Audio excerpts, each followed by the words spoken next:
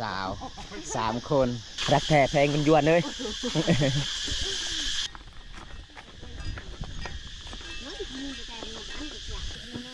เอาทุกคนหลังจากฮอดน้ำฮอดเซแล้วฮอดนาแล้วตอนนี้3 สาวเพิ่นกะสีเอาออกขยะในหมองแล้วทุกคนแม่นพอได้เห็นหมองนะสาวใหญ่บ่สาวน้อยสาวใหญ่นี่เก่งได้เห็ดหมองเลยใส่หมองเลยได้เป็นสาวคาเพกไปใส่ไปดำกันไปเยี่ยมไปยามสาวใหญ่เห็นในคลิปเป็นว่างามลายก็เลยอยากบึ้งตัวจริงวันนี้ก็งามไปจะได้สาวสุกตัวจริงกับอยู่ในคลิปตัวได้งามกว่างามตัวจริงบ่ซองให้น้องนี่แม่นพอได้งามเบิดซองเลยข้าเจ้าเป็นผู้บ่าวจะเอามาซองเลยผมเคยเป็นผู้บ่าวเนี่ยเอาเบิดโอ้แต่ซูบไหวเขาดอก100 ล้านกีบได้คำ2 บาท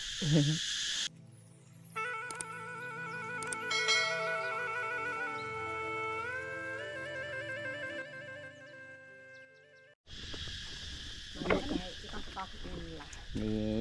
ผู้สาว3 คนไปกับทีมงานเฮายังม่วงนะยังใส่ม่องบ่โอ้รักแท้แพงเงินยวนเด้อทางนั้นเด้อทุกคนเลย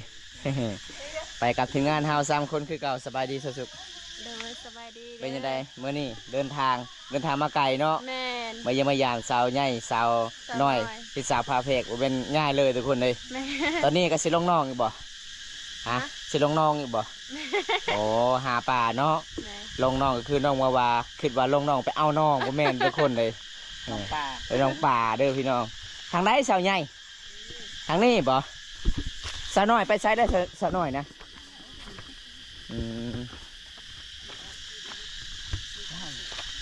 เอาไอ้เขาเลย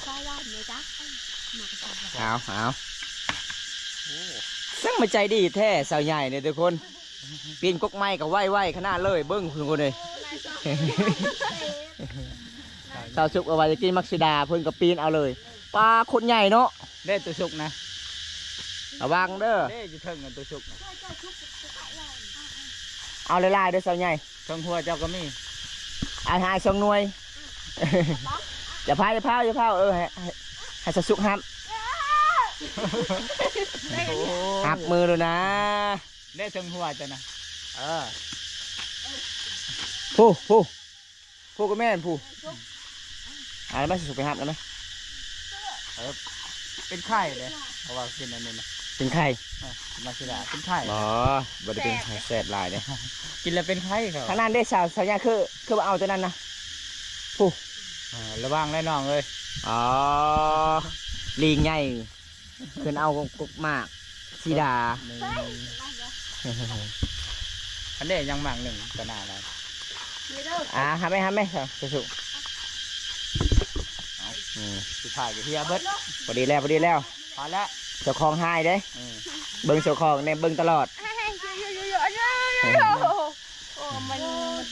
โอ้เจ้าของก็ใจดีเป็นว่าเอาโลดเอาไล่โลดเด้อทุกคนเลยจะดีเนาะใจดีเลยเคสนบทเบิ้งน่าจะกินเลยหอมมากฝรั่งแสบลายภาษามังกรเอิ้นเอาโอ้ยเอาโอ้ย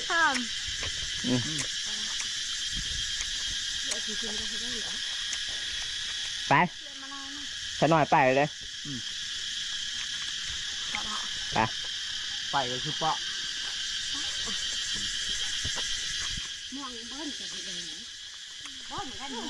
ไปแล้วอันนี้เป็นนกฉันหน่อยเราให้เลยพี่จะบอกให้แล้วเราให้โลดอยู่นี่บ่ไปกินมาร์กซิดาภาษาไทยเอิญมันจะได้บูชัน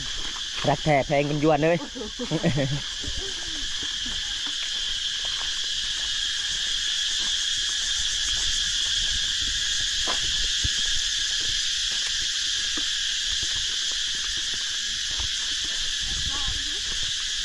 เนี่ยงัดสิเด็กนะงามเลือดเสียนแกงกระดูก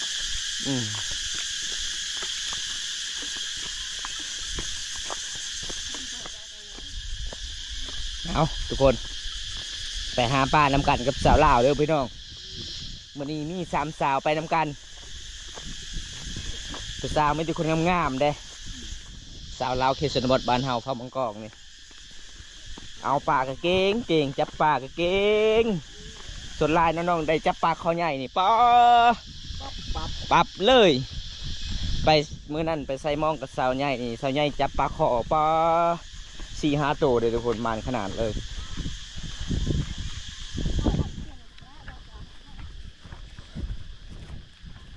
ไม่อยากกลับยาหรอก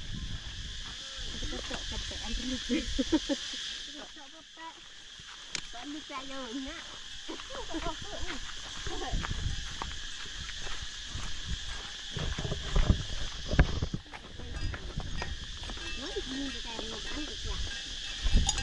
จะฟังตะแกรงนี่ไปจะฟังตะแกรงกันมันแค่ตะแกรงมัน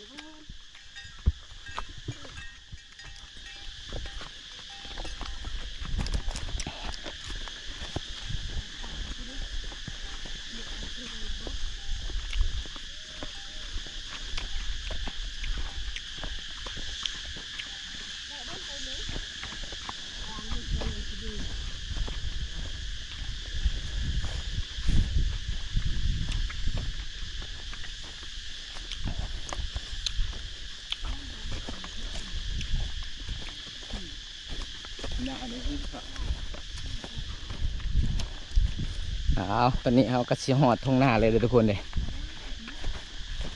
น้องว่ามีป่าลาย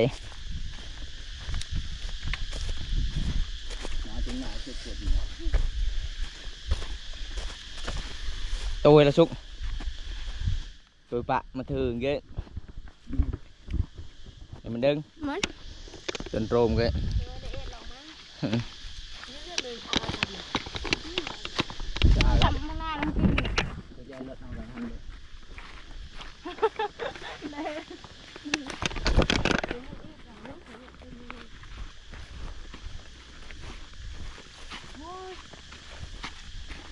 ที่หอดบอลน้องปลาบ่แม่นเรื่องง่ายทุกคนผู้สาวจนหิวข้าวหิวน้ำกามันฮอนหลายเลยทุกคน3 สาวเหือเต็มหน้าเต็มตาเลยเอาไปเบื่อน้ำกันต่อเด้อทุกคนเลย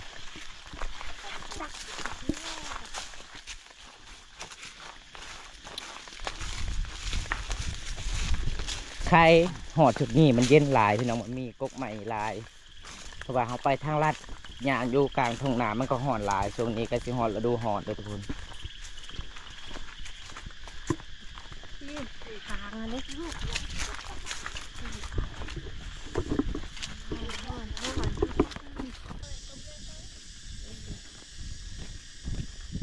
แต่เดินสาวงามงามเนาะยังไม่หอนบ่ยังหอนเลยโอ้มันก็ไล่กิโลอยู่เนาะหอยยางเอาเลยทุกคนมื้อนี้แต่กับ3 สาว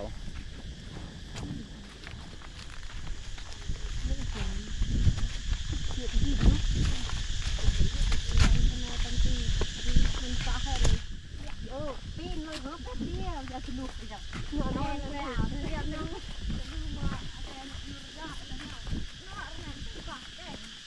พูดเลยนะเห็นไหมได้เลยเนี่ยไหนตีนี่เอ๋ดีนะทุกคนตอนนี้ก็ใกล้ที่หอดแล้วทุกคนเนาะเนาะเนี่ยกินแค่เปิดแล้วด้วยต่อเพียงแล้วหอดหน้าเสาใหญ่เสาหน่อยแล้วน้องป่าเป็นหอนน้องปลาเลยก็คือแอนเนาะหนูเชื่อไปเชื่อถูกเลยเนาะยอดกันนึกปลาบรรยากาศเย็นหลายเลยทุกคนเช่นนี้ทุกคนเลยหอดน้องปลาสาวน้อยสาวใหญ่ว่ามึงมีสุกเลยสาวน้อยสุกเลยได้มึงมีเจ้าเน่ามันสุกเลยได้ฮะนุ่มแน่เอาเลยนะสุกแล้วเจนเจอคือสุกแล้วแล้วว่ะ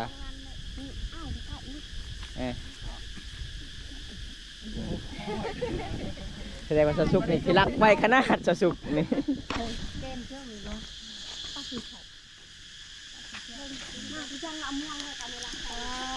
มันไม่ได้ชุกหน้า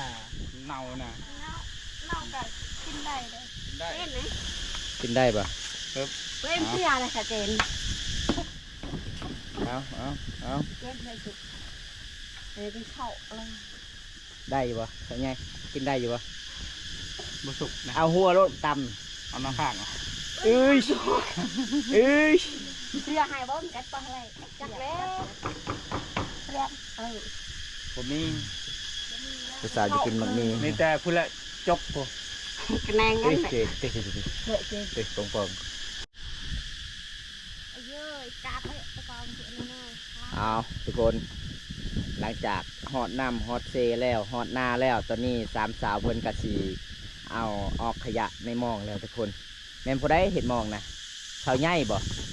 ใส่น้อย สาวน้อยสาวใหญ่นี่เก่งในเห็ดหมองเลยใส่หมองนี่เลยนี่พี่น้องเป็นสาวพาเพกไปใส่ไปดำกัน วันนี้มีสาวสุกอีกไปนำไปเยี่ยมไปยามสาวใหญ่เห็นในคลิปเป็นว่างามหลายก็เลยอยากเบิ่งตัวจริงวันนี้ก็งามไปจะได้สาวสุกตัวจริงกับอยู่ในคลิปตัวได้งามกว่าง ามตัวจริง งามตัวจริงบ่ซอยให้น้องนี่แม่นบ่ได้งาม งามเบิด งามเบิดซองเลย แม่ ข้าเจ้าเป็นผู้บ่าวเจะสิเอามาซองเลย แม่ผมเคยเป็นผู้บ่าวเนี่ยเอาเบิด โอ้ เอาเบิดละ ได้ซูบ่ไหวเขาดอก100 ล้านกีบได้คำทรงบาท 100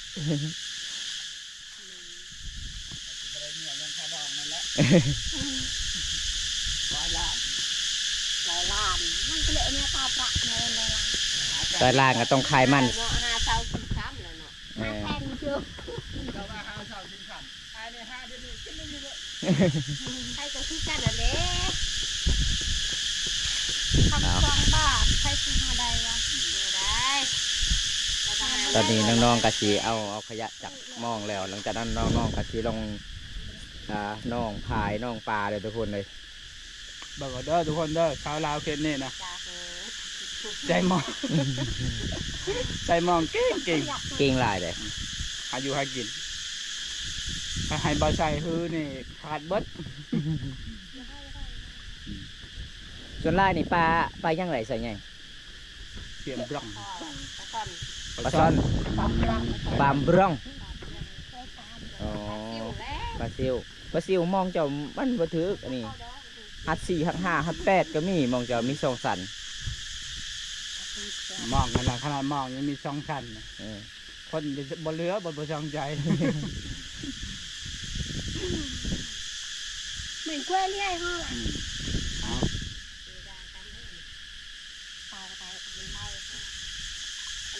เอาเฮ็ดผู้สาวเฮ็ด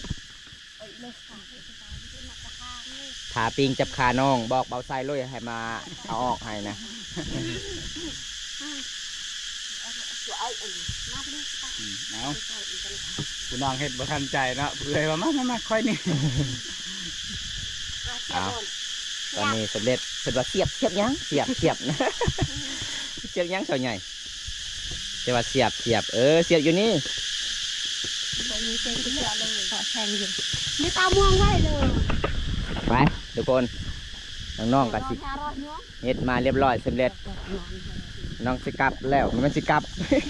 สิลงน้องเลยเด้อทุกคนเลยฮอนหลายเลย คู่ละอาย ฮอนหลายเลยพี่น้อง หน้าไม้เอาไว้นี่ก็ได้ จะมันตอนได้ไปเนาะ บ่แม่น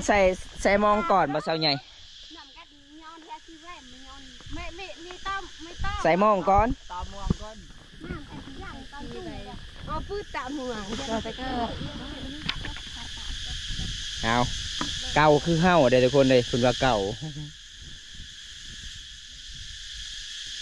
ตอนนี้ให้น้องก็สิใส่มองหลังจากใส่มองปะแล้วก็คือน้องก็สิเอามุ้งมาซ้อน น้ำไม่หลายเนาะประมาณแบบนั้นบ่หลาย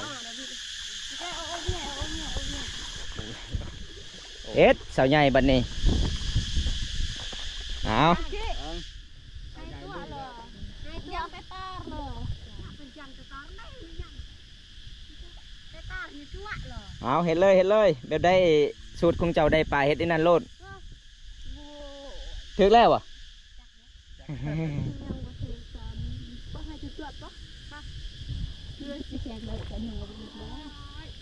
ไประวังปีงเด้อหาเห็ดปีงหรือเอิ้งอ้ายมาซอยเลย เย็นป่ะเย็นละอาบเลย นี่มาหอนเย็น เอาตอนนี้น้องๆก็สิเอาปลาก่อนเลยทุกคน ตรวจเลยเหรอใส่ชุดสกินนี่ก็ยังใช้มาแล้วเด้มาตามตะพัง เพื่อเก่งไว้กี่ตินดี มาคนมาลุ้นนำกันว่าน้องๆเขาจะได้กันปฏิมาณบ่ไม่แน่ เฮ็ดบัดนี้ผู้สาว2 คน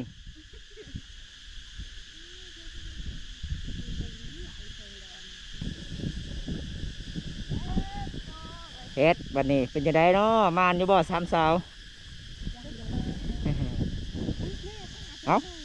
ถึกแล้วบ่ ข้าวชุดแก่นะ เก็บมาถึกแล้ว น้ำเลิกได้บอกนี่นะ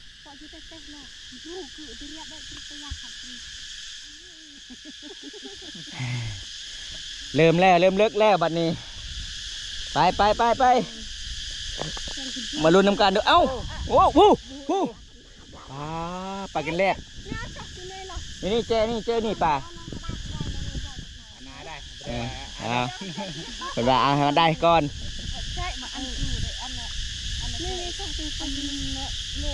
เบิ้งตอนไหนบุไปบุตลาดไปเอ้ยอันนั้นคือนั่ง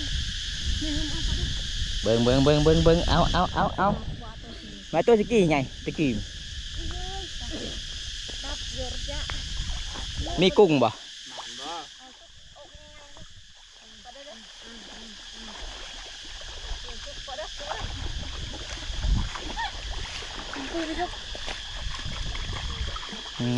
เรียบร้อย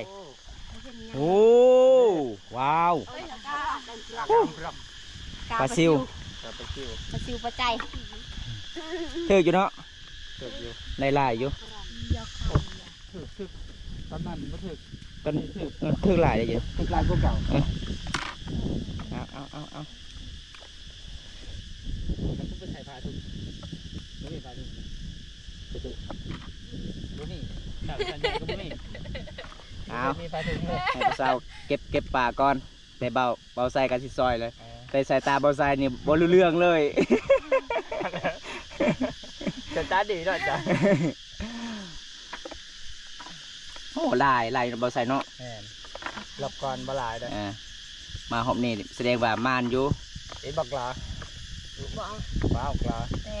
ปล่อยคืนหอยปล่อยคืนสู่ธรรมศาสตร์เอาแบบนี้ให้น้องๆเก็บก่อน หลบก่อนบ่ถึกเนาะ ก็ถือ แสด แล้ ง ว ว่ารอบนี้ปลาขึ้นใหม่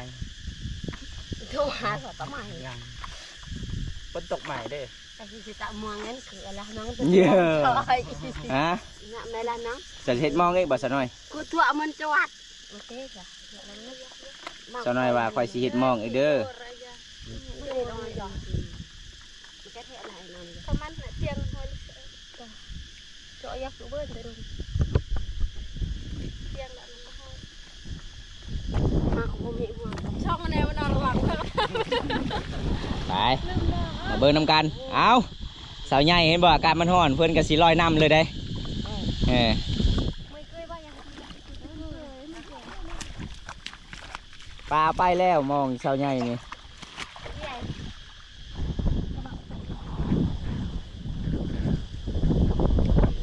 มันแรกกับมันอยู่ทุกคนมันรุ่นบาทที่สอง หอบที่ซองเป็นจังได แต่ปลาคอเนี่ยนอน ใหญ่มาหอดแล้วไปปลาปัญญา เฮ็ดบาดนี่ ยื่นดูเนี่ยไอ้ตัวที่ไปรับมันจำนะส่งปัญญาปฏิทินว้ายเป็นกระโดนสองชั้นเบิ้ล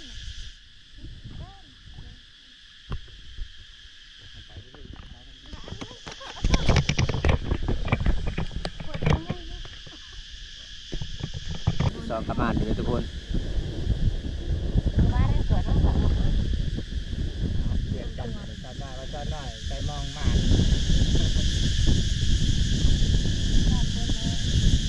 ข้าวไม่ได้ยังหันข้าวมั้ง